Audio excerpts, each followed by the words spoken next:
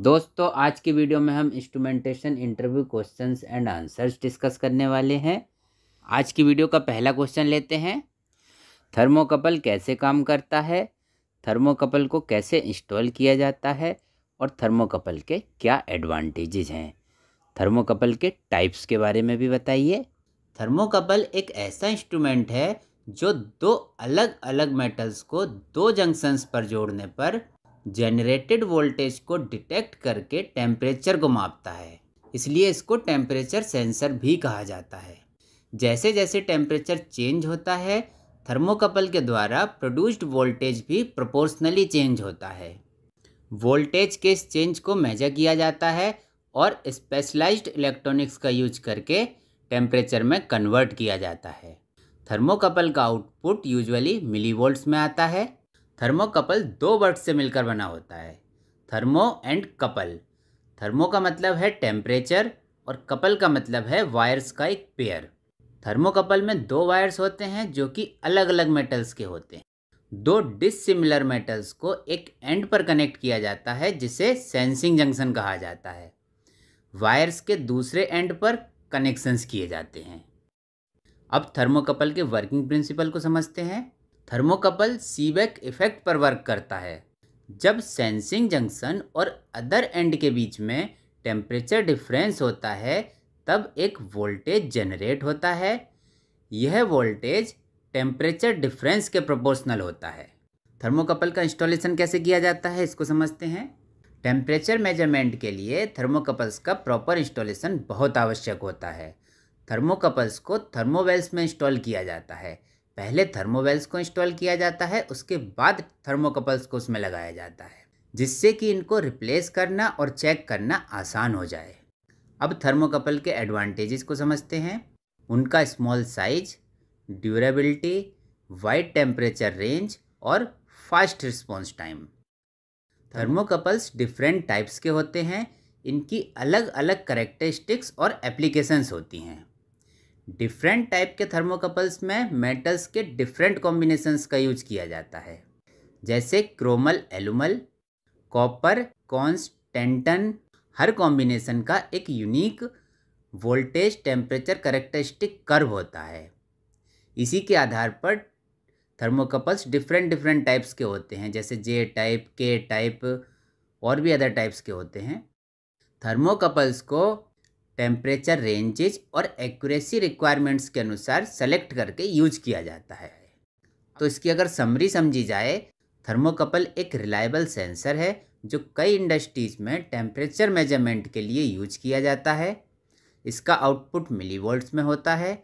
Thermocouple Seebeck effect पर work करता है। अगर आप ये समझ गए हैं कि ये कैसे काम करता है और इसके क्या टाइप्स हैं, तो आप अपनी एप्लीकेशंस के अनुसार सही टाइप के थर्मोकपल को चूज करके एक्यूरेट टेम्परेचर मेजरमेंट कर सकते हैं। नेक्स्ट क्वेश्चन लेते हैं। रेजिस्टेंस के अकॉर्डिंग आरटीडी की टेम्परेचर कैलकुलेशन को समझाइए। दोस्तों, आरटीडी एक टेम्परेचर सेंसर है जिसको टेम्परेचर मेजरमेंट में बहुत ज़्यादा यूज किया जाता है। जब आरटीडी को चेक किया जाता है तो उसमें मल्टीमीटर से रेजिस्टेंस मेजर किया जाता है। जब आप आरटीडी को ओपन करेंगे तो उसमें 3 वायर आपको दिखाई देंगे। इसमें 2 वायर सेम कलर के होंगे और 1 वायर डिफरेंट कलर का होगा। मान लीजिए 2 वाइट वायर और 1 ब्लैक वायर है, तो एक वाइट वायर पर और एक ब्लैक वायर पर आप मल्टीमीटर लगाएंगे और रेजिस्टेंस चेक करेंगे। इसका मतलब ये है कि आरटीडी का आउटपुट रेजिस्टेंस है और इस रेजिस्टेंस से टेम्परेचर कैलकुलेट किया जाता है। दोस्तों, वैसे तो आरटीडी का टेम्परेचर कैलकुलेशन फॉर्मूला ये होता है, RT is equals to R0 1 plus alpha T.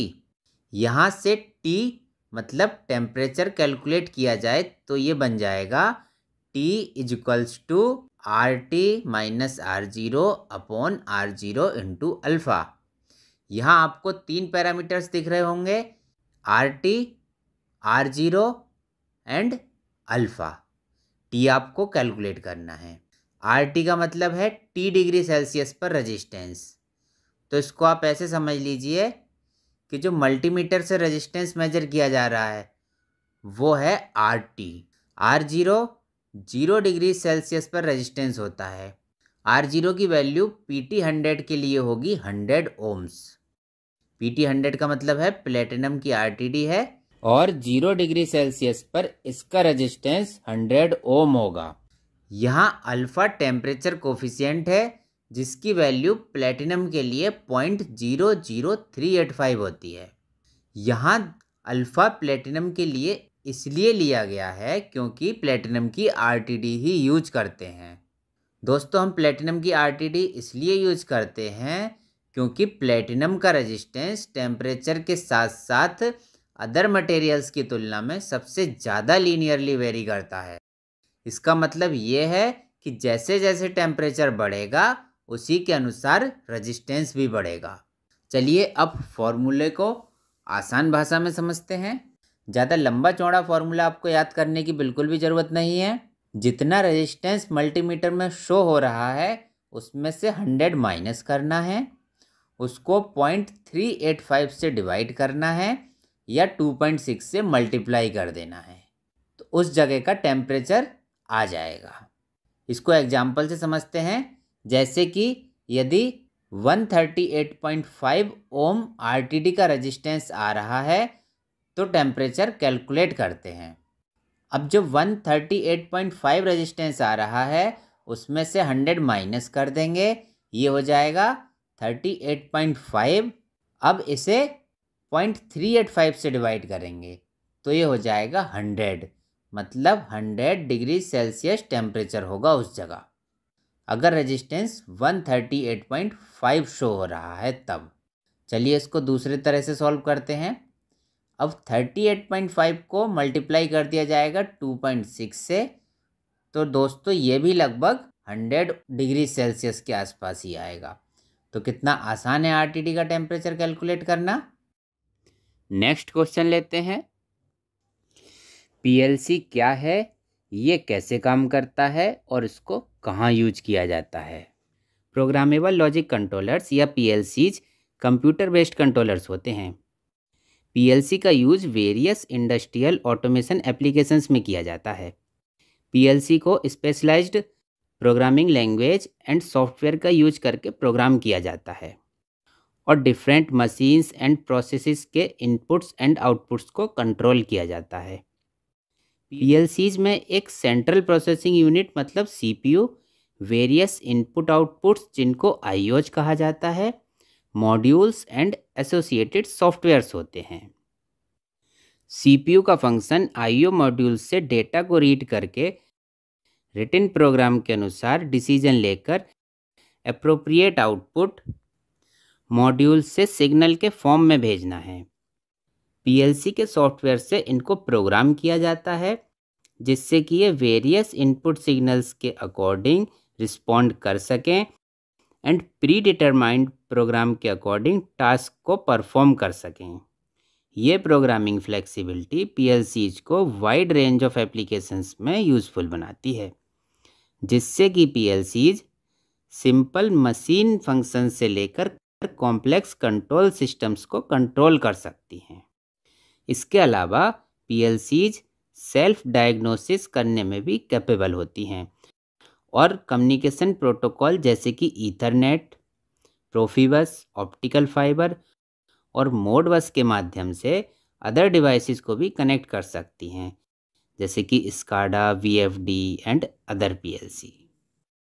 PLCs का यूज ऐसे सिस्टम्स में किया जाता है जिनमें मल्टीपल प्रोसेसेस का ऑटोमेशन डिफरेंट प्लेसेस पर होता है, जैसे कि material handling, manufacturing, process control.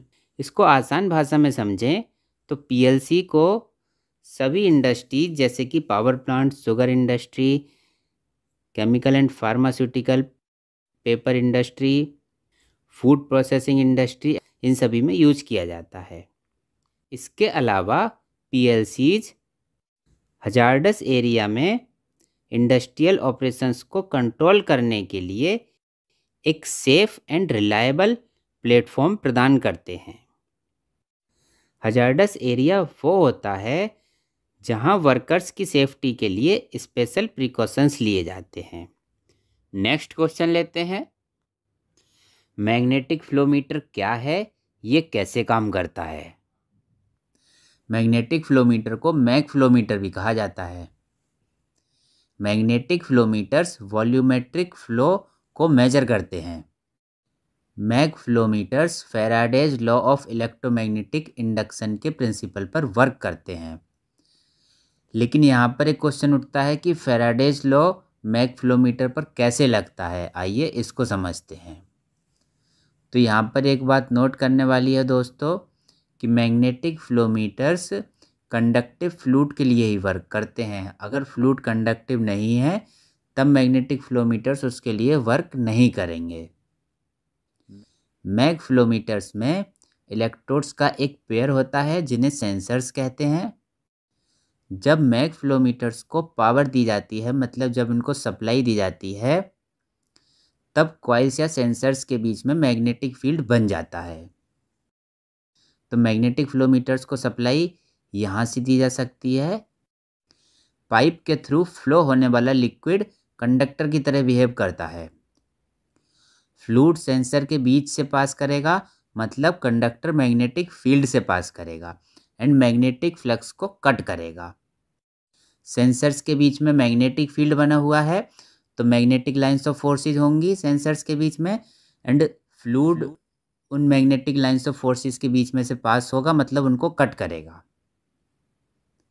जब फ्लूइड पाइप से फ्लो करता है तो सेंसर्स फ्लूइड फ्लो के कारण इंड्यूस्ड वोल्टेज मतलब इंड्यूस्ड ईएमएफ को मेजर करते हैं।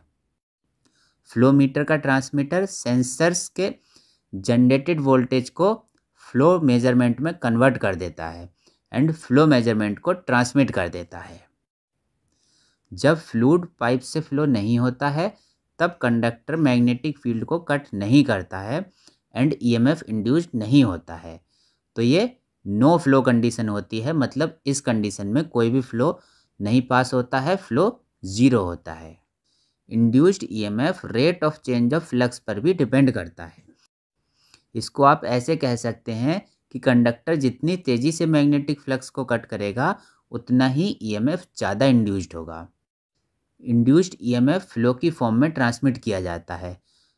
फ्लो मेजरमेंट को कंट्रोलर को एंड फ्लो टोटलाइजर को ट्रांसमिट कर दिया जाता है। कंट्रोलर से फ्लो कंट्रोल किया जाता है एंड टोटलाइजर से फ्लो का टोटल किया जाता है। नेक्स्ट क्वेश्चन लेते हैं। पीएलसी में लैडर लॉजिक प्रोग्रामिंग को समझाइए, एक एग्जाम्पल भी दीजिए।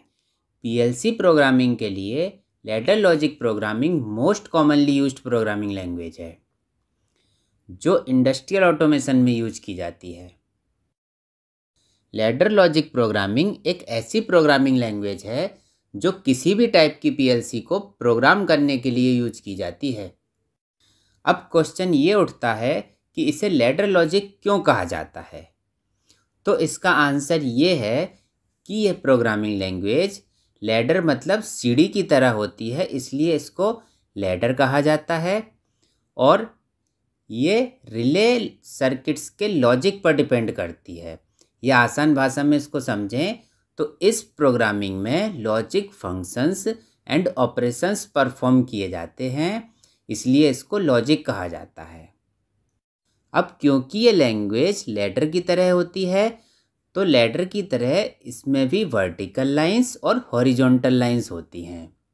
लैडर लॉजिक प्रोग्रामिंग में वर्टिकल लाइंस को रेल्स कहा जाता है और हॉरिजॉन्टल लाइंस को रंग्स कहा जाता है।